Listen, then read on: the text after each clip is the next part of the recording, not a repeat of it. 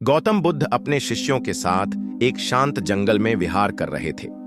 एक दिन एक नवदीक्षित भिक्षु उनके पास आया जिसका नाम चंद्र था। वह अत्यंत बुद्धिमान था, परंतु भीतर से निराश, थका हुआ और आलस्य से ग्रसित था। उसने बुद्ध के चरणों में बैठकर कहा, भगवन, मुझे ज्ञानी बनने की लालसा है, लेकिन मेरा मन साधना में स्थिर नहीं रहता और शरीर हर समय थका थका सा रहता है। मुझे ऐसा लगता है जैसे मैं कुछ भी नहीं कर पाऊंगा। आलस्य मेरी आत्मा को जकड़ लेता है।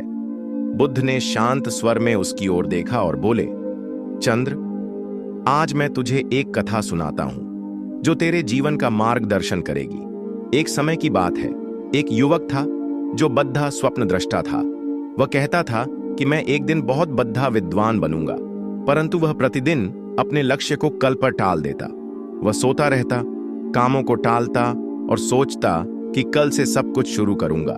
दिन बीतते गए, वर्ष बीतते गए, लेकिन वह वहीं का वहीं रहा। एक दिन वह एक साधु से मिला और बोला, मुझे बताओ कि मेरी सफलता क्यों नहीं आ रही। साधु ने उसे एक दीपक दिया और कहा, हर रात इस दीपक को जलाकर बैठना और तब तक बैठना जब तक यह दीपक स्वयं न बुझे। पहले दिन उसने दीपक जलाया, लेकिन कुछ देर में नींद आने लगी, शरीर थकने लगा, मन विचलित हुआ और उसने दीपक बुझा दिया। दूसरे दिन फिर से ऐसा हुआ। तीसरे दिन साधु स्वयं वहां आए और बोले, तू तो दीपक की भी साधना नहीं कर सका, फिर आत्मा की साधना कैसे करेगा।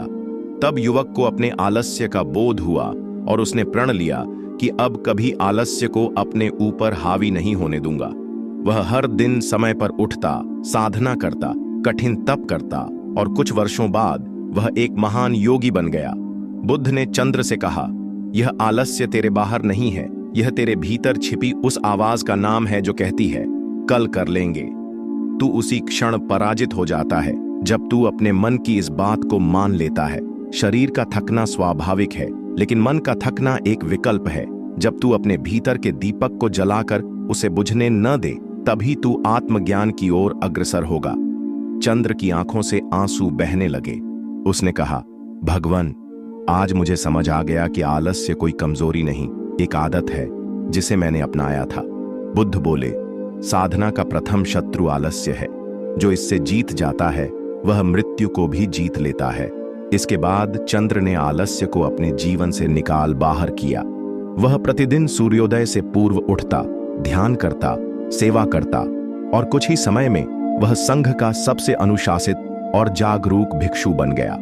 उसका जीवन इस बात का प्रमाण बन गया कि जो मनुष्य अपनी क्षमताओं को समझ ले और आलस्य को त्याग दे, वह किसी भी लक्ष्य को प्राप्त कर सकता है। बुद्ध ने कहा था, जो पुरुष जागृत है, जो आलस्य को जीत चुका है, जो सतत प्रयत्नशील है, उसके लिए कुछ भी असंभव नहीं। वह मृत्यु के बाद भी अमरता को प्राप्त करता है। अतः हे मनुष्य, यदि तू चाहता है कि तेरा जीवन सार्थक हो, तो आलस्य को अपने जीवन से जड़ से उखाड़ फेंक। आलस्य वह कुहासा है जो आत्मा की ज्योति को ढंक देता है। जैसे सूरज के सामने अंधकार नहीं टिकता, वैसे ही प्रयत्न के आगे आलस्य टिक नहीं सकता। तू आज से ही संकल्प कर आलस्य से मुक्त होने का और देख कि तेरे भीतर कितनी अपार शक्ति है जो अब तक सोई हुई थी।